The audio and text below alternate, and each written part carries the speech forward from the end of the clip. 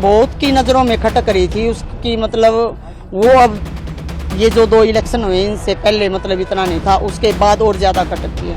Party अंदर है बाहर है, जो भी दोषी है उसको कड़ी से कड़ी सजा मिलनी चाहिए, यही मैंने। घिनौना हत्या का मामला सामने आया है। इसने न सिर्फ हरियाणा वासी पूरे देशवासियों की आत्मा को झंझोड़ के रख दिया है। हम सब की जो चिंता है वो सब तभी दूर होगी जब एक निष्पक्ष और त्वरित जांच होगी। कांग्रेस कार्यकर्ता हिमानी नरवाल की हत्या की गुत्थी ने न सिर्फ हरियाणा बल्कि दिल्ली तक के सियासी गलियारों में हड़कंप मचा रखा है। हरियाणा में रोहतक के सांपला कस्बा के बस स्टैंड के पास 1 मार्च की सुबह काले रंग का लावारिस सूटकेस रखा हुआ था, जिसके बाद मौके पर पहुंची पुलिस ने सूटकेस खोला तो उसमें एक युवती का शव था। ये शव किसी और का नहीं बल्कि कांग्रेस नेता हिमानी नरवाल का था। ये वही हिमानी नरवाल थी जिनकी भारत जोड़ो यात्रा के दौरान राहुल गांधी के साथ फोटो सोशल मीडिया पर वायरल हुई। हिमानी भारत जोड़ो यात्रा से रोहतक में जुड़ी थी और श्रीनगर तक गई थी। बेटी की मौत ने हिमानी नरवाल की मां को बुरी तरह तोड़ दिया है। उनका कहना है कि बेटी ने कांग्रेस के लिए अपनी जान दांव पर लगा दी, लेकिन पार्टी में ही कई लोग उससे जलने लगे थे। उन्हें अपनी बेटी की मौत का इंसाफ चाहिए। कांग्रेस की तरफ से कुछ है, प्रशासन तो खड़ा है, घर पे भी है, यहाँ भी है, प्रशासन क्या करे? ये तो जितना इनके हाथ में वो करेंगे। आप चले जाओ पुलिस लाइन में, वहाँ पे खड़े हो जाओ। हमारे पे किसी पे शक नहीं है। हम ये है जो कांग्रेस पार्टी से जुड़े हुए, मतलब कोई हो सकता है, ठीक है, कोई भी, क्योंकि मतलब बहुत की नजरों में खटक रही थी उसकी, मतलब वो अब ये जो 2 इलेक्शन हुए इनसे पहले मतलब इतना नहीं था, उसके बाद और ज्यादा खटक गया। कुछ तो राहुल की यात्रा में ही खटक गई थी वो, और अब तो वो और भी ज्यादा खटक गई। ये मतलब छोटी, हमारे से छोटी एज होके ये इतने आगे तक कैसे पहुंचे, ये आशा हुड्डा को भी पता है, बत्रा साहब को भी पता है, हुड्डा साहब को भी पता है, ये उनको सबको पता है।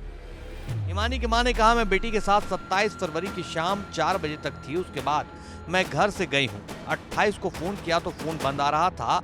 काठमंडी में एक प्रोग्राम था जिसमें हुड्डा साहब आने वाले थे।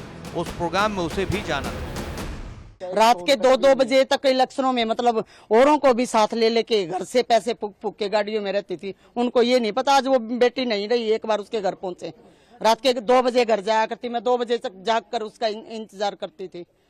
सबको घर भेज के, सबको खाना वाना खिला के, जो लेडीज उसके साथ रहती उनके घर के बच्चों का भी पैक करवा के दे के होटलों पर से जब वो घर जाती थी। उनको ये नहीं पता अब कि भाई वो नहीं रही, एक बार उसके घर पहुंचे। आशा हुड्डा को कॉल लगाया था मैंने, फोन नहीं उठाया मेरा। और आप हमारी कॉलोनी में देख लो जाके। आपकी कब बात हुई थी उनसे और कभी उन्होंने कुछ बताया कि... उसने कुछ नहीं बताया। उसने मेरे को सिर्फ ये बताया था 27 तारीख को 4 बजे तक मैं उसके साथ थी यहाँ।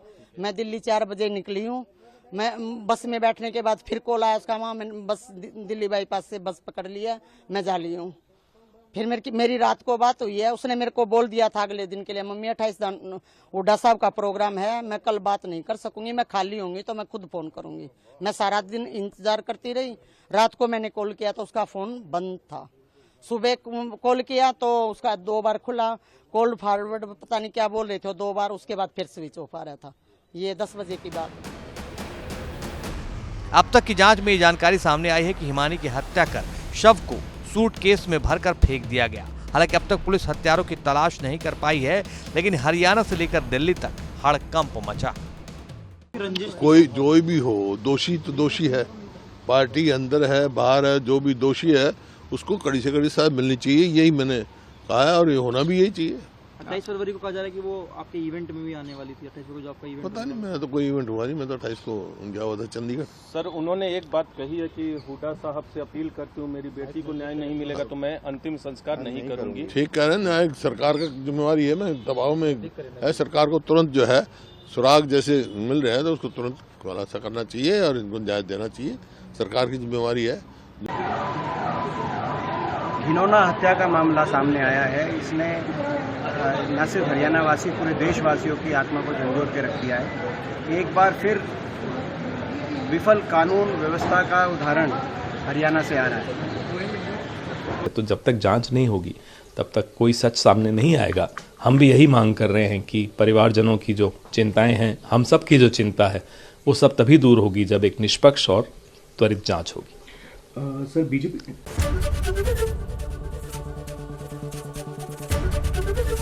एबीपी गंगा, खबर आपकी, जुबान आपकी।